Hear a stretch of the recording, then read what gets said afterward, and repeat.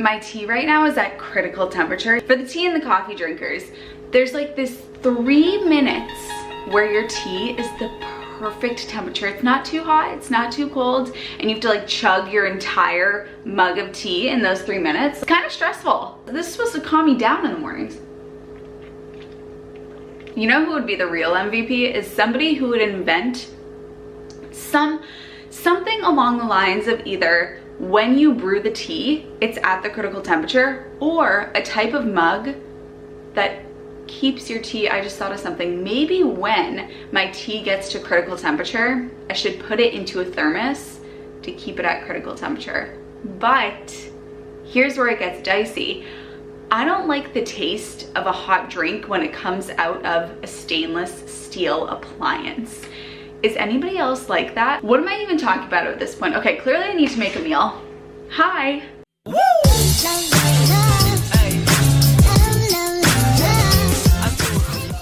My name's Emmie. I'm a nutritionist. I'm the creator of the Slim on Starch program, where my clients lose anywhere from the last few pounds to up to 70 pounds and counting. And if you want to apply to work with me and my team of registered dietitian and a therapist, go ahead and click the link in the down bar or go to healthymmy.org.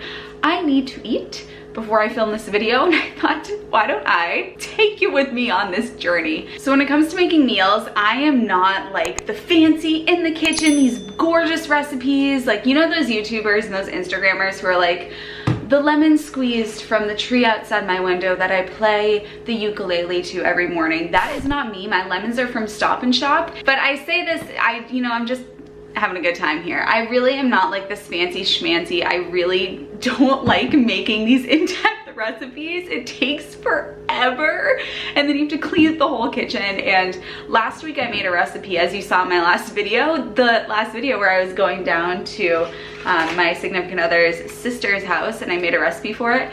And when I finished, I was like, my God, it took forever. I had to clean everything up because it's just not my thing. I just like things to be easy, schmeezy. This is why in my program we have what's called KISS meals, keep it simple sweetie meals, where it is just a combination of starch, vegetable, fruit, legumes, some spices, maybe a sauce, easy peasy, wham bam, thank you ma'am, done. And so that's what I like to do. And so I'm going to show you how I do that right now as I make a super quick meal before I sit down and film. So it takes me 5 seconds. So what I'm gonna do today is I have some rice. Now you can cook rice on the stovetop in your rice cooker, whatever. I just happen to have one of these pre-made ones. So I'm just gonna throw this rice in the microwave.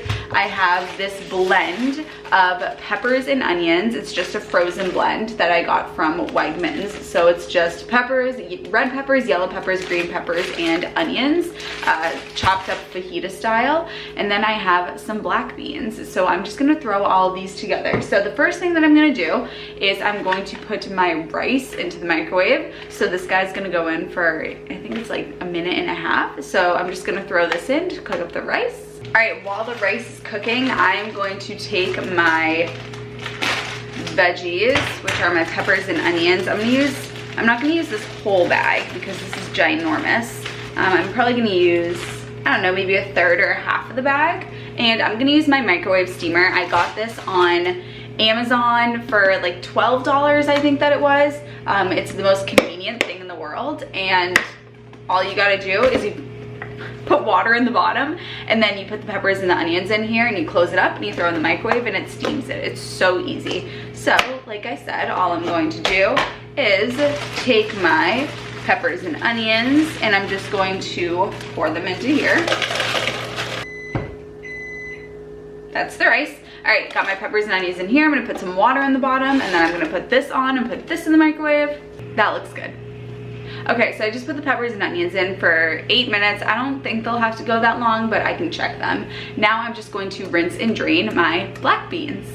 All right, so we got everything ready. I just put these ended up going in for about 8 minutes. If you are using fresh peppers and onions, then they don't have to go in for that long, but mine were frozen, so they had to go in for a little bit longer. So I'm gonna start by taking the rice, and I'm going to put this as the base. Now I am gonna make it look a little bit prettier because I am putting it on camera, so I'm just gonna, divide the bowl up into different sections. But if it were normally me, I'd just be like, okay, let's put it on there. So let me get a utensil to make this nice and pretty.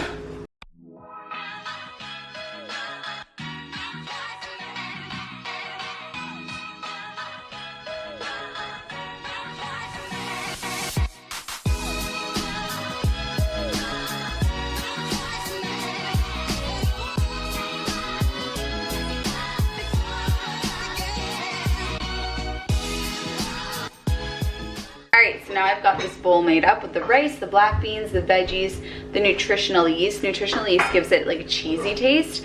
And if you wanted to put some sauce on this, then something that you could add is something like salsa. And you could make your own, or you could just use store-bought if you don't care about the salt and the sodium. And that would really tie the whole meal together. So here we go. 1 hour later. Binge eating. Let's talk about binge eating. Let's talk about some other topics too. There are a few topics that I do want to touch on, and one of them is binge eating. So I speak with a lot of people who say, you know, they hear on the internet and, you know, watching YouTubers and Instagrammers, this idea of balance and the idea that we should be able to incorporate things like cookie and cake every so often to have an overall healthy lifestyle, and that a total fixation on healthy eating can be detrimental. So a lot of these dietitians and nutritionists, they say, you know, practice balance. They say be balanced. Allow yourself to have one cookie or one piece of cake and enjoy it. On paper, it sounds absolutely fabulous. Now, what actually ends up happening 99% of the time is that people try to have one cookie, they try to have one slice of cake, and it turns into an entire sleeve of cookies. It turns into 5 pieces of cake, and then waking up in the middle of the night and having 6 bowls of cereal because of the idea that you sort of ruin the day, and it just turns into this total write-off, and then it turns into guilt and shame, and the next morning it turns into over-exercising and restriction, and it just snowballs into this whole big debacle because people have the pure intention of trying to be balanced and trying to mentally not become too fixated on their healthy eating, still be able to incorporate other stuff, but have a really hard time doing so. And I speak with a lot of people that struggle with this. And so here's what my take is on it. First and foremost, I want you to know there's absolutely nothing wrong with you because you are doing this. You don't have a problem. You don't have a binge eating problem. You are not the problem. The problem is the food. The food itself is addictive. And I'm not saying that you have to cut this food out for the rest of your life, just like those dietitians and those nutritionists are saying. However, what these people that are preaching this are failing to do is to emphasize the importance of what we build inside my program, which is a signature system.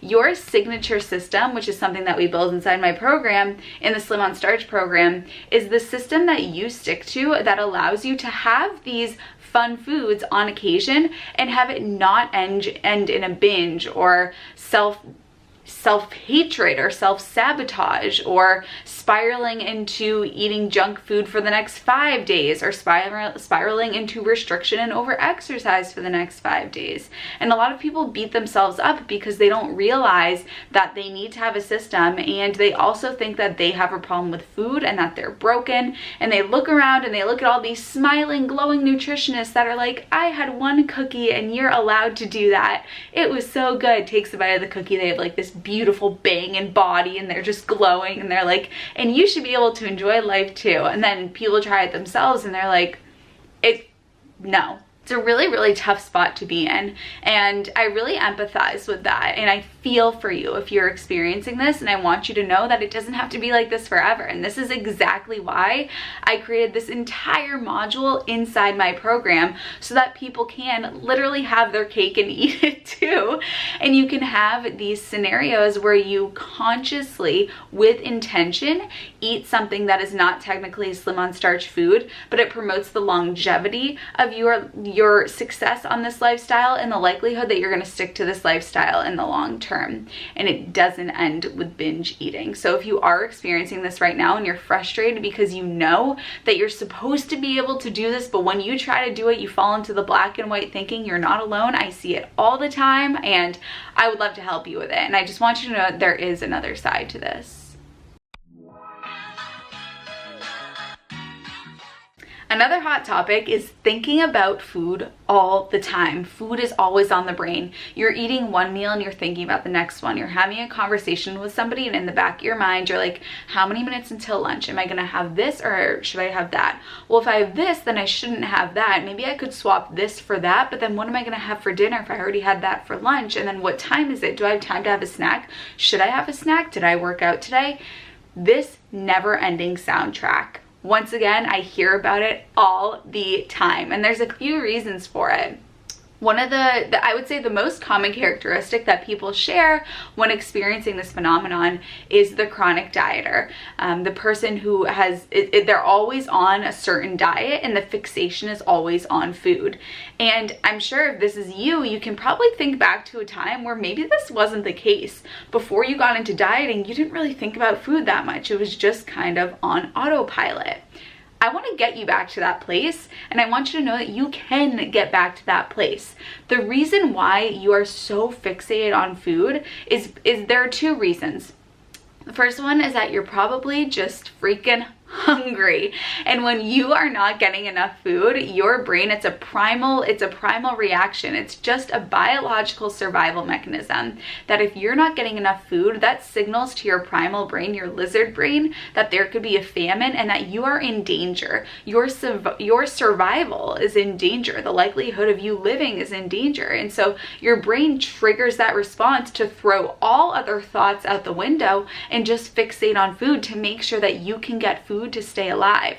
So if you are not eating enough, this might be the case. And you could say, I am eating enough calories, but being satiated is not just a measure of calories, it's also a measure of volume. And this is why when you eat a whole foods plant-based diet, you are so satiated because you can eat a larger volume of food. Whereas if you're eating another type of diet, a sort of calorie restriction standard American diet, maybe a keto diet, a paleo diet, something where you are eating smaller portions of food, but it could be the same amount of calories, because there's just not as much food in your stomach, you don't feel as full. Your stretch receptors in your stomach are not as satisfied, they're not as lit up, and because of that, that can signal to your brain that you haven't eaten enough food, which can turn on that, oh my gosh, where's the food, what am I going to eat next? You're eating one bite and you're just thinking about the next meal. That's what can happen. So first and foremost, get yourself on a whole foods plant-based diet and eat in abundance so that you can feel satiated, you can feel full, and then you're not thinking about that other stuff. The second thing is our conscious brain only has a limited amount of real estate. There's only a certain amount of room in your brain, and I'm sure that you can attest to this because when you're thinking about food all the time, you literally don't have time to think about the other things that you need to think about, like work, like your passions in life. There's Kristen, hi Kristen, I know you're probably watching this. One of my clients that just finished the Slim on Starch program, she posted in our Facebook group, we have a private Facebook group for the program, and she has stayed in the Facebook group.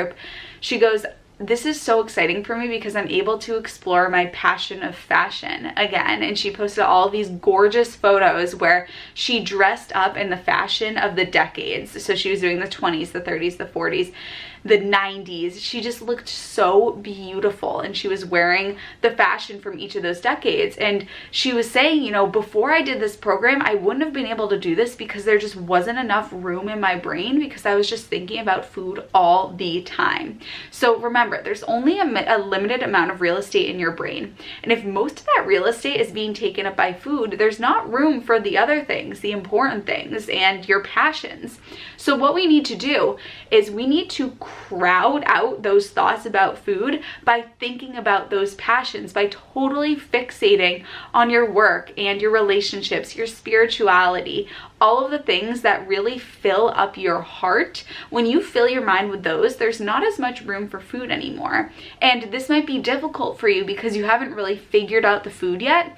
And this is why what I do with my clients and my philosophy is, you guys just saw me make that meal in 7 seconds. Easy peasy, done. That's the way that food should be. It should just be a situation where you make it, you move on, and I just sit down and I film this video. This is my passion, talking about this. This is what I fill my brain up with, is health and helping others. This is what makes me so happy, is making YouTube videos and creating content and working with my clients. Food, literally, I don't want to have to think about it.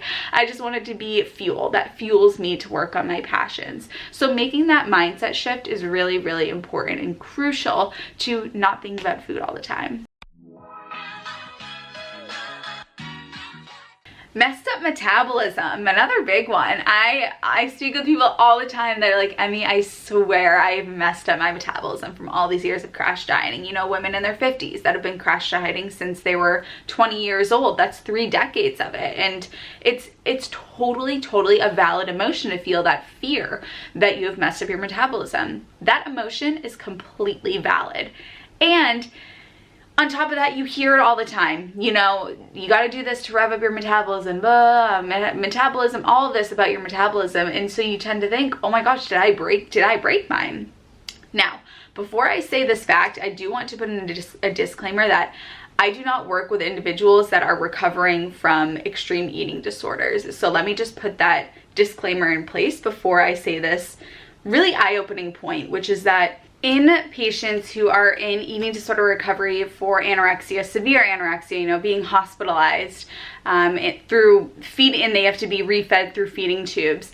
With these individuals, the metabolic increase that happens in the first 2.5 months, 30% of that metabolic increase occurs within the first week of refeeding. So about 1/3 of that metabolic increase of their resting energy expenditure happens within the first week, which means that it just takes a few days for your metabolism to react to being fed adequately. So your metabolism, it ain't broken, honeys. It is at the starting line. It is ready to get revved up. And it's just a matter of you working with yourself and not working against yourself anymore. Remember, if you're working against yourself, 2 forces that are pushing against one another, there is no progress that is going to be made. If this force is pushing this way and this one is pushing this way, you are staying right where you are.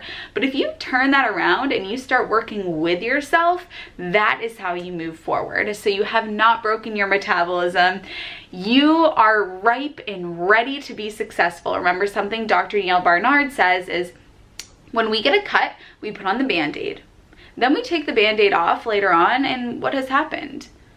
The cut's not there anymore. That shows us that the human body has the incredible ability to heal, and people can reverse heart disease through a plant-based diet. Dr. Dean Ornish was the first doctor to prove and reverse heart disease just through a plant-based diet. If we can do that, then the metabolism is child's play. We got you, honey. Oh, another hot topic is the thyroid. You know, if you saw my interview with my client Julia, something that she said is she actually went to the doctor when she was struggling with her weight before we started working together. She went to the doctor to get her thyroid tested because she was convinced that something was wrong with her thyroid. And she said, the doctor said to me, no, there's nothing wrong. And that was devastating for her because she was like, I need an answer. I like tear up thinking about it, because when I work with these people, I'm like getting teary-eyed thinking about it. My clients almost mean too much to me. I become so connected and so invested because I know what it's like to struggle with these things. A lot of people think that I've just been thin my whole life and I never struggled with weight. That's not the case.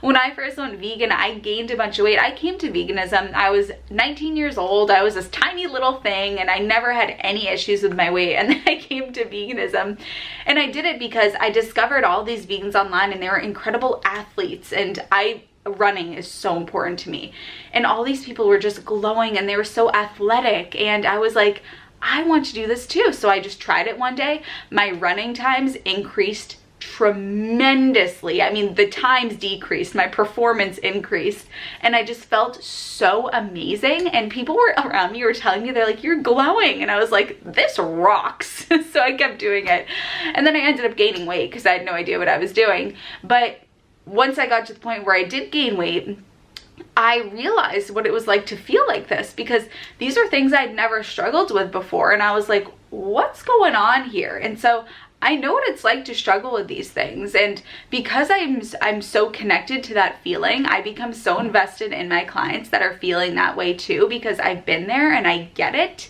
and I just want them to get to that other side so badly. And that's why I'm getting teary-eyed when I'm thinking about Julia. I just got so off track with talking about her, but she was like, that was devastating for me to find out that there was nothing wrong with my thyroid, which sounds awful. And she said that, she goes, I know it sounds awful, but I just wanted an answer for what was wrong with me. And there was absolutely nothing wrong with her. Julia did not have a problem. The problem is the crash dieting industry, which leads you to believe that you've messed up your metabolism, that all of these things are wrong with you. And the reality is there's nothing wrong with you. The human body has the incredible ability to heal, and that's what I help people do.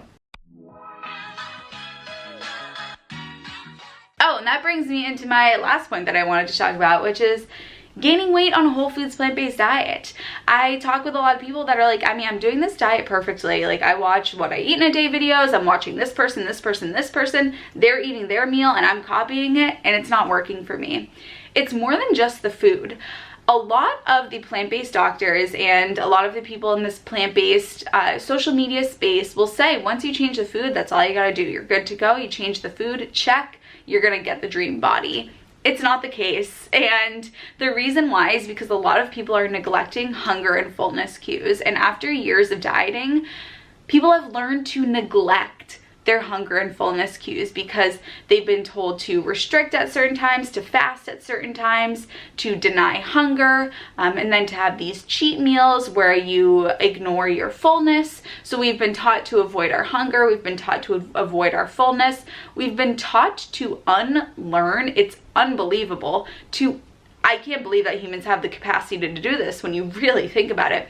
We've been taught to unlearn a biological mechanism that is ingrained in us. It's innate. It's almost as if, you know, hunger and fullness is a biological survival mechanism. It's a biological feeling that we have.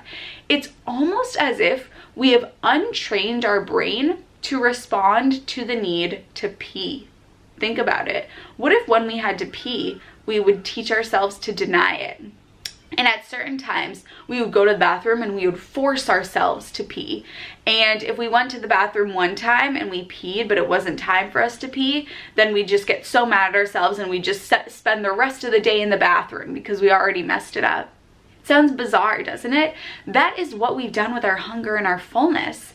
And that's another thing that we do inside my program. We have Hunger and Fullness 101, where we relearn those hunger and those fullness cues, because most 99% of people that I've worked with, that's something that they've lost through the crash dieting world. But just because you've lost it doesn't mean that you can't find it again, and you find it often better than you left it.